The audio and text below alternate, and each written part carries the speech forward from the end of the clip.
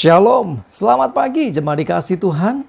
Pagi hari ini kita berjumpa lagi dalam Renungan Pagi.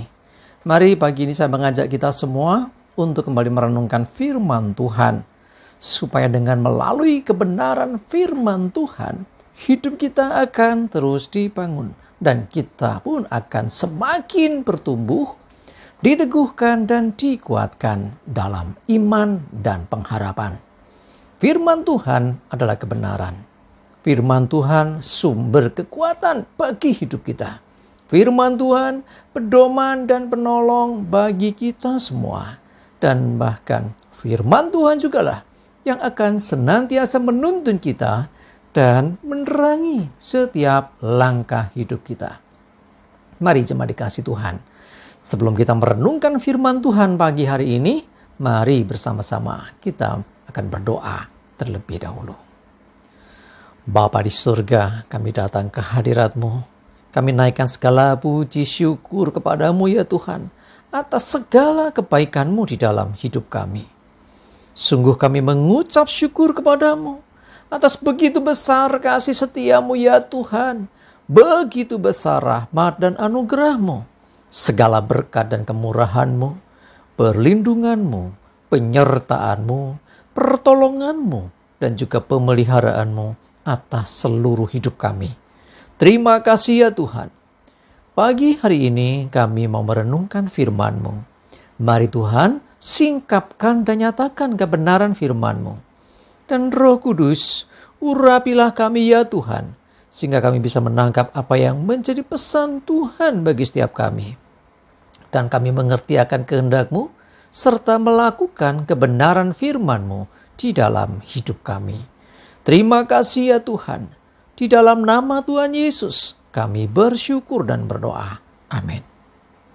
Mari jemaat dikasih Tuhan, sama-sama kita akan buka Alkitab kita. Renungan pagi hari ini saya ambilkan dari Amsal 3, ayat 11 dan 12. Saya bacakan. Hai anakku, janganlah engkau menolak didikan Tuhan, dan janganlah engkau bosan akan peringatannya.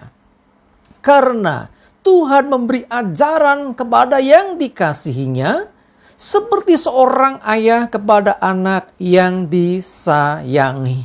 Jemaat dikasih Tuhan, ada kalanya Tuhan itu menegur kita, ya. Ada kalanya Tuhan itu mendidik kita, mengajar kita. Tetapi ada kalanya juga Tuhan menghajar kita. Kenapa demikian? Ya, ketika kita menerima satu keadaan, kok Tuhan seakan-akan tega dengan hidup kita. Kita dihajar, tanda kutip ya, sampai mungkin kita mengalami kondisi, aku tidak berdaya lagi. Kenapa Tuhan melakukan itu? Biasanya ketika kita menghadapi kesalahan dan itu membahayakan hidup kita, bahkan hal yang mungkin itu menyakitkan bagi kita pun, Dia Tuhan kadang izinkan terjadi. Tujuannya apa? Supaya kita tidak binasa. Hai anakku, janganlah kau menolak didikan. Ya, Tuhan mendidik kita dengan kebenaran supaya kita hidup di dalamnya. Tetapi ketika kita melakukan kesalahan-kesalahan, ketika kita melanggar batas-batas kebenaran, ya, kita tidak melakukan apa yang menjadi didikan Tuhan bagi hidup kita, ya Tuhan akan menegur. Jangan bosan ketika diperingatkan. Ya, peringatan itu teguran dari Tuhan. Ya, supaya kita tidak lebih jauh lagi salahnya, tidak semakin jauh dari jalan Tuhan, supaya kita kembali lagi. Ya, jangan bosan diperingatkannya. Sekali diperingatkan, oke, kembali ke jalan yang benar. Besok mengulang lagi, diperingatkan lagi. Kok begitu terus sih firman-Nya, kok menegur aku terus? Ya, karena ketika engkau diperingatkan, sesungguhnya Tuhan sayang. Kalau Tuhan gak sayang pada kita, maka dibiarkannya kita terlantar, dibiarkannya kita tersesat, dibiarkannya kita binasa, itu baru gak sayang. Kalau ditegur Tuhan, dididik Tuhan, mungkin kadang-kadang didikan itu gak enak. Bisa kegagalan, bisa kerugian, bisa sakit penyakit, bisa mengalami kekecewaan, atau hal apapun dalam hidup kita. Kita sudah merasa melakukan yang baik, kenapa kok seperti ini? Cek. Jangan menyalahkan Tuhan, tapi introspeksi diri. Kita lihat diri kita. Jangan-jangan ada yang salah dari apa yang kita kerjakan. Jangan-jangan ada yang salah dari apa yang kita sedang lakukan. Nah, dengan demikian, ada peringatan-peringatan diberikan Tuhan. Peringatan bisa melalui peristiwa-peristiwa, bisa teguran, melalui khotbah, hamba Tuhan, melalui firman Tuhan yang kita renungkan, dan banyak cara yang lain. Kalau dengan cara ajarannya, ya, karena Tuhan memberi ajaran kepada yang dikasihnya, diajari, ternyata kita masih dablek. Dablek itu apa ya bahasa Indonesianya? Bebal. Jadi kita ini ditegur dengan cara melalui firman nggak menangkap juga. Teguran hamba Tuhan nggak nangkap juga, ya. Terus teguran nggak nyampe. Akhirnya apa?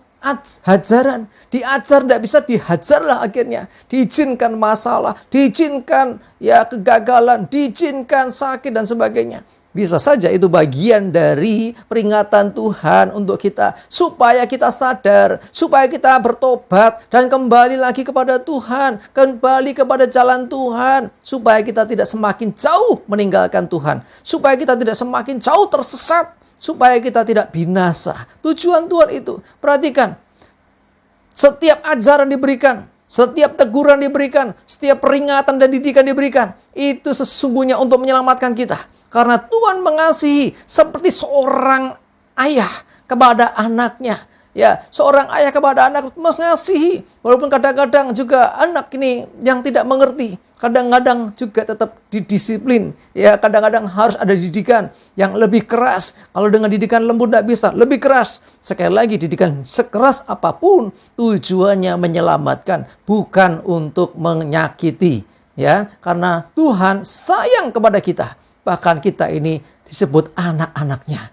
Anak-anak Tuhan. Karena itu, tidak mungkin Tuhan ingin kebinasaan dari hidup anak-anaknya. Tidak mungkin Tuhan ingin mencelakai anak-anaknya. Yang ada Tuhan menyayangi dan ingin menyelamatkan. Karena itu mari jemaat dikasih Tuhan. Jangan menolak didikan Tuhan.